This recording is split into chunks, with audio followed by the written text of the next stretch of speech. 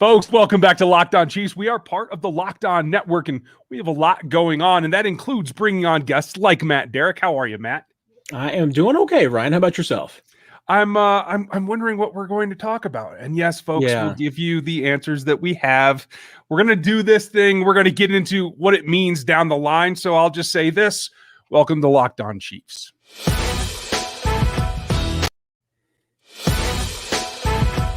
It's the Locked On Podcast Network, your team every day. From the land of the free and the home of the Chiefs, this is the Locked On Chiefs podcast. Sometimes you click the button and things just don't happen, you know? It's just the way that it goes. Matt Derrick, ChiefsDigest.com. Not the fun way to start the off season, right? Like the week after minicamp breaks and you have to deal with legal trouble. Is it?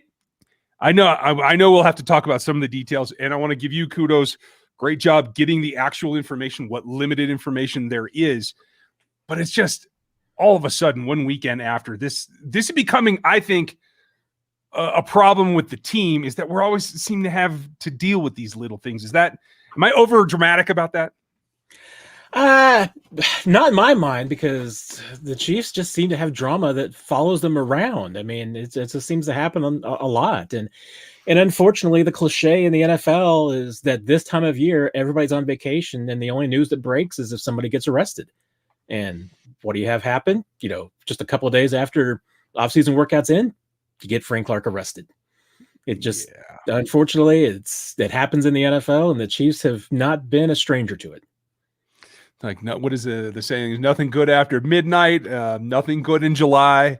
Like, you want quiet. You want this thing that I think we as media always hate, in that there's nothing to talk about unless there's something bad to talk about. So we might as well recap where we are, and it is Tuesday, so I don't think there's been a ton more than what you found out last night after I recorded the last show. But it looks like an incident, vehicle incident that then led to what they found was was it unregistered, or what was the deal with this charge? Well, and in both cases, stemming from the arrest in March and stemming from the arrest the other night with Frank Clark. I mean, it's two similar circumstances. You know, there were vehicle stops. During the stop, the authorities witnessed a weapon in sight, part of a weapon in sight. Did more of an investigation and found weapons in the vehicle. California has some fairly stringent laws in this nature, a little bit more stringent than some other states. So it's not uncommon in a case like this that, you know, if the individuals in the vehicle are charged. We do not know in the first incident from March, you know, who was driving, who was in the possession of the weapons, who were they registered to. We don't have any of that information. And we also don't have any information regarding a court date. I mean, I know there's a lot of us who are looking in trying to get the court records for this, but we haven't gotten all the information yet, you know, whether there were actually any charges stemming from that, whether that issue was just completely disposed. We don't know about the March situation yet either. And of course, we don't know a whole lot more about the incident from the other night either, other than that, you know, there is an October court date set for it. But a lot of things can change between now and then. You know, there's going to be an investigation. The authorities will do their investigation. The NFL is going to do their investigation. What those find, you know, will certainly have an impact on what happens with Frank Clark. But even with the incident the other night, again, we don't know who was the owner of the weapons in question. We don't know the complete details about the traffic stop, what happened. There's a lot of information that's still up in the air. And how that comes out, you know, what information comes from the dual investigations that we're going to see in the months and weeks ahead will go to determine a lot about, you know, what will happen to Frank Clark and if there's going to be any, you know, league or legal punishment that comes down. And we'll talk about some of the possible repercussions from the league, especially in the next segment. And then I want to get into what this means for the team.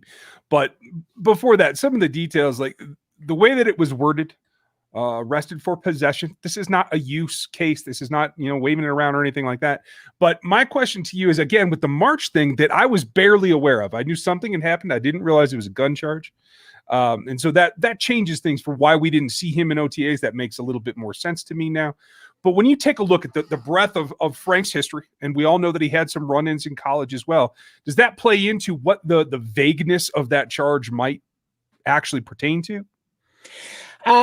Maybe a little bit. I mean, with the charge, we don't know a lot of things. I mean, if you're in a situation like that, if you're in a vehicle in California that has a weapon that the authorities discover in that situation, essentially anybody in the vehicle is going to be charged. I mean, that's just kind of how it goes. And then they investigate that going forward. I mean, that's how the process unfolds. And so that's why, even with both these cases, we haven't gotten the complete information about, whether it was Clark or the other individual in the vehicle that was the owner of those guns, or whether it was a third party and that one of these guys in the car had possession of the gun. And the one report we have, the authorities saw the muzzle out of a bag.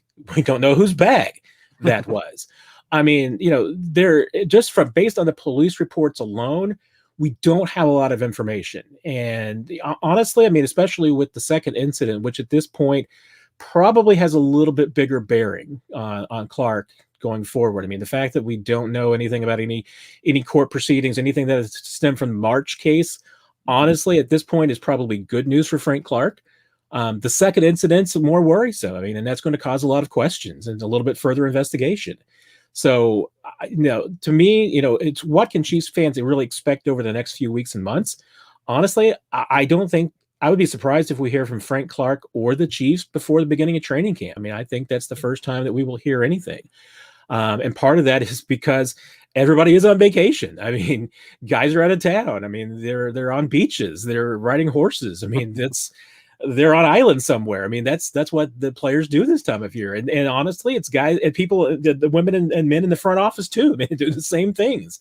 This is their vacation time. So the first time that we hear anything from the team or Frank Clark, I think will probably be the beginning of training camp. The fact that nothing is set for a court date until October, this is not going to be necessarily a quick resolution. If there's a quick resolution to this case, that's also going to be good for Frank Clark.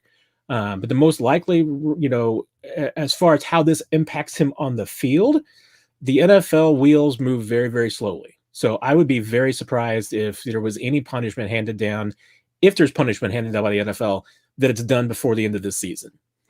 I would likely bet with that as well. And if you guys want to bet, you should check out our friends over at BetOnline AG. BetOnline is the fastest and easiest way to bet on all your sports action.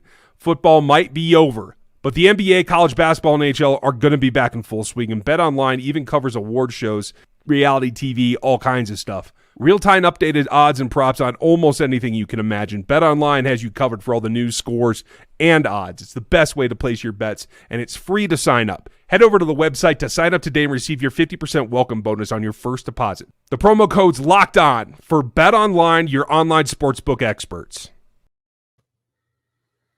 An interesting thing to me when we take the bigger step back is, again, like you said, maybe it stays drawn out. If there is something quick, maybe it is like, hey, this was not the right individual. If anything quick happens, it's most likely in a disarming of the situation. But a couple of things that are big in terms of the Chiefs situation. What Chris and I looked at yesterday is some of the concepts, and I'd like you to weigh in on your thoughts. If this comes down to be something that he is charged with and faces league discipline, like you said, it may not even happen this year, but eventually it likely will, if it is of the severity that it could be. In that case, the Chiefs right now stand to save a little bit of money in that case, because if you are put on the commissioner's list, as my understanding that your cap money comes off of the total cap in the meantime until you are relieved from that suspension. Is that correct? That I would need to double check. And now remember too, I don't believe that Frank Clark is going to be suspect to the commissioner's exempt list necessarily, because on the one hand, the commissioner's exempt list is specifically for crimes of violence and crimes of if there's of against the person. Gun crimes, illegal possession of a gun does not fall under the commissioner's exempt list. The only way that it does is if the league's investigation finds that there is credible evidence to believe that the player was involved in the allegation and is likely to be found guilty in a court. And even then, I mean, according to the NFL's policy, you could go on the NFL exempt list if the NFL investigation concludes that it's likely he's going to be guilty. Then you could, but that's not anywhere soon. I mean, and that's would have to be an investigation. And even then, I mean, the NFL's policy states that they won't even hand out a penalty for suspension until the court case is done as well. So the likelihood of Frank Clark ending up on the commissioner's exempt list because of the nature of these charges is almost negligible. There's a small chance, but that's only after the NFL investigation is complete. And if that investigation determines that it's likely that Frank Clark is guilty of something. Okay, so we got that out of the way. That is probably the question that I've gotten the most in the first 24 hours since this news broke is what does it do to the cap? Okay, so forget that. Doesn't affect his numbers in the likelihood. And so that leaves them quite a bit in a lurch. If there's a suspension of some kind, whether from the Chiefs or from the league, where he's unable to play, he's still on the cap total. So you're not getting any relief there. So then it turns to what is the process. I feel like there's a lot of similarities being drawn between what happened with Kareem Hunt and what is happening here with Frank. Being another pattern, I think that is some legitimate concern about what is going on with the overall picture of where Frank Clark is in his career in relation to this franchise. Yeah, and and even circling back on one of the cap questions, I will say, there are ways that the Chiefs and this is maybe and bringing the Kareem Hunt question into it as well. Remember, Kareem Hunt was on a rookie deal. There was nothing guaranteed. I mean, the Chiefs were able to walk away from Kareem Hunt without any issues whatsoever. Frank Clark's salary for 2021 is guaranteed. He's got not only the signing bonus out there, but the restructured bonus as well. So there's a lot of complicating factors. Could the Chiefs release him and try to recoup that money? They could. But once again, that is not a 2021 fiscal question. I mean, that's something that if they were able to recoup money from Frank Clark and get a cap credit, that's a 2022 mechanism, not one for this season. But between the two situations, I mean, once again, I mean, remember the Kareem Hunt situation was so unique and so unusual because the Chiefs felt like the Kareem Hunt wasn't honest with them. And from everyone that I've talked to in the organization, while everyone's being fairly tight-lipped about this, there's no sense that they were surprised by this, which is an indication that Clark told the team about the situation that he was in. And if the Chiefs are aware of that and they understand and they know what is going on, for this organization, that's completely different when they felt like that they got blindsided in the Kareem Hunt situation. So the fact that we seem to have a lot of evidence that Frank Clark has been keeping the team in the loop and that they are aware of this, people I talked to were aware of the incident, before we were in the media. So that's, a distinct difference between Clark's situation and Kareem Hunt's situation. Well, I think that's a significant distinction too, because then at least everybody's still rowing in the same direction. And I think the franchise can say, whatever the circumstances are that you personally were in on a given evening, that we feel that you are with us and our organization, we can stand behind you to the point that we find out you actually did something wrong. That seems to be quite a bit different for me. And I think that bodes well for if there isn't anything legal-wise that is a ramification of this incident, that Frank Clark is going to be on this roster through his contract. Is that real? Yeah, I certainly think it is for this season. I mean, I at this point, I have not seen or heard anything that would suggest to me that Chiefs and Clark would part ways before the 2021 season or during the season. After the season becomes a whole totally different question, because remember with, Frank Clark's contract, it was always built as it was a 5-year deal, but it was built as 3 years and then an opt out.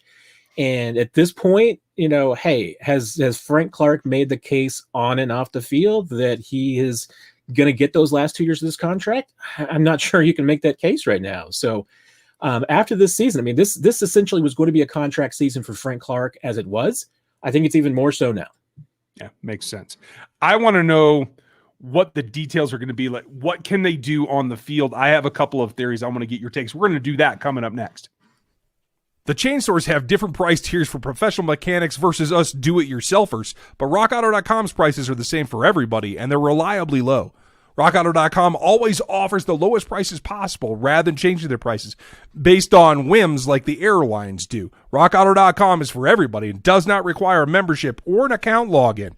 RockAuto.com is a family business serving auto parts customers online for 20 years. Go to RockAuto.com to shop for auto and body parts from hundreds of manufacturers. The RockAuto.com catalog is unique and remarkably easy to navigate. Quickly see all the parts available for your vehicle and choose brands, specifications, and prices you prefer. Best of all, prices at RockAuto.com are always reliably low and the same for professionals and do-it-yourselfers. Why spend twice the money for the same parts? Go to RockAuto.com now. See all the parts available for your car or truck. Write Locked On in their How Did You Hear About Us box so they know that we sent you. Amazing selection, reliably low prices. All the parts your car will ever need. RockAuto.com. We've been telling you about Built Bar, the best tasting protein bar on the market for a while now. Built Bar is the amazing low-calorie, low-sugar, high-protein, high-fiber, amazing tasting protein bar with 100% chocolate on all the bars. And we recognize it's been hard to keep up with the brackets and all the new flavors, but let's remember, when it all comes said and done, there are a couple things that really stand out, like cookies and cream with 17 grams of protein at 130 calories, or almond coconut, which is one of my favorites still. And you can get a serious discount over at BuiltBar.com by using the promo code LOCKED15. You'll get 50% off your next order. That's the promo code LOCKED15 for 15% off at BuiltBar.com. So evidently technology is going to mess with me all day today, and that's just the way that it's going to be. We will recover, I promise. Interesting thing to me, I thought that going into this season, the pass rush was going to be one of the question marks. We all are excited about the prospect of Chris Jones being out on the edge. He certainly is. But that doesn't necessarily mean that while I think the front four would be stronger in that configuration with Frank on one side, Chris on the other, Jaron Reed and Derrick Nottie in the middle, supplemented with Wharton, I would believe would be the first guy in there in the rotation. I have to see it come together. I can't say that that is automatically going to be a better pass rush unit than what we saw last season. So even with the Frank news, I thought that this was still a question mark. How do you feel about the group, and especially knowing what we know, that it may not even come to any kind of disciplinary action for Frank Clark, that he's going to be there? How does that four stack up in your mind compared to, say, what we saw last season? Yeah, I think it's a very fair question about how this is going to stack up because, you know, the Chiefs had a lot of injuries on the defensive front last year. I mean, they had to make a lot of adaptations, and I think that was a really big part of, you know, what did hurt a little bit of that pass rush that they had last season and the productivity. I mean, and also some of it was, you know, what teams did to, you know, kind of counteract what the Chiefs were doing defensively and what Steve Spagnuolo's plan was. And I think you saw that, you know, what they were trying to do was, one, you find a way to just slow down Frank Clark. You know, maybe you run a little bit more at him in the passing game and the run game to slow him down, and then you worry about Chris Jones.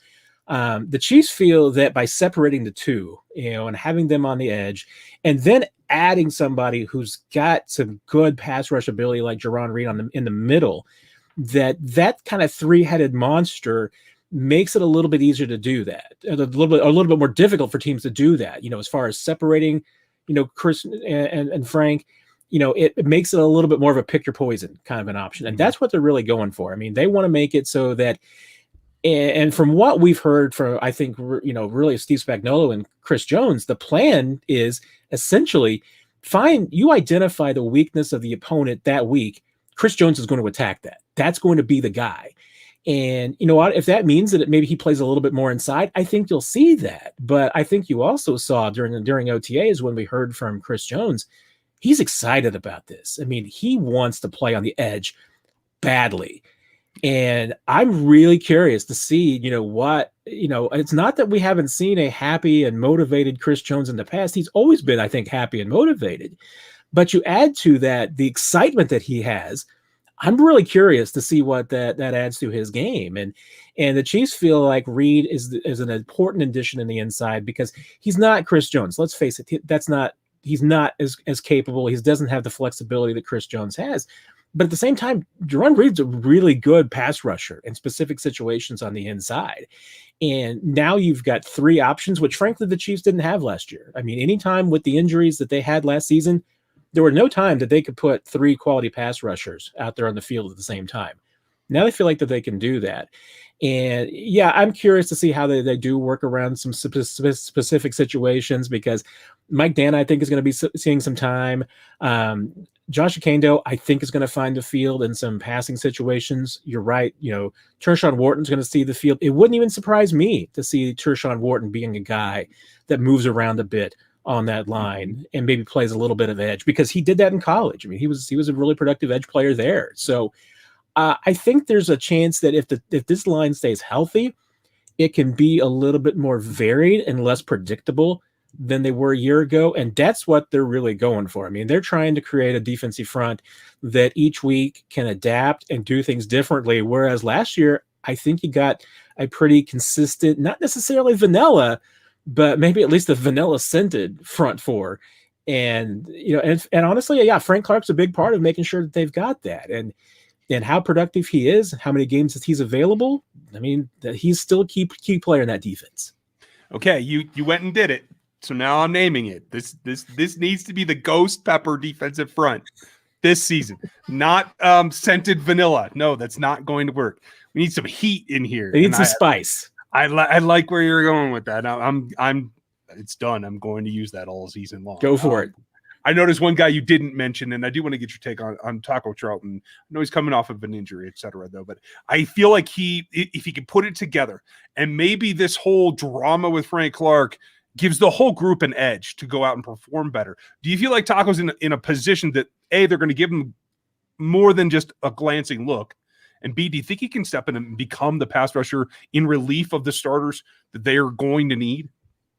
Yeah, I think he's definitely going to be a piece, and I think it is going to be curious how he fits in. I mean, all indications are that he is back fully healthy from last season. So if that's the case, then he's certainly a productive player that they can use in specific situations. I am curious how he's going to fit into the rotation, because I don't know, that he's necessarily the first guy that's going to get some chances. And maybe he will in specific situations, but when you're talking about who's a guy that they can bring in passing situations, who can, maybe pursue the run a little bit and drop back in pass coverage, probably Mike Dana is the guy that they trust in that situation. If they're looking for pass rush, who are they going to bring in? I mean, Kendo might be that. He's got a lot to prove, and that's putting, some expectations on what Kendo can become this season. Charlton at that point, to me, becomes maybe just a little bit of the depth piece. I don't know that he's necessarily someone that you're creating specific packages or looks for, like some of these other young guys. And let's face it, I mean, Taco Charlton is still it's a prove it kind of deal. So yeah, if the Chiefs can include him into this look this year and get some productivity out of him, they will.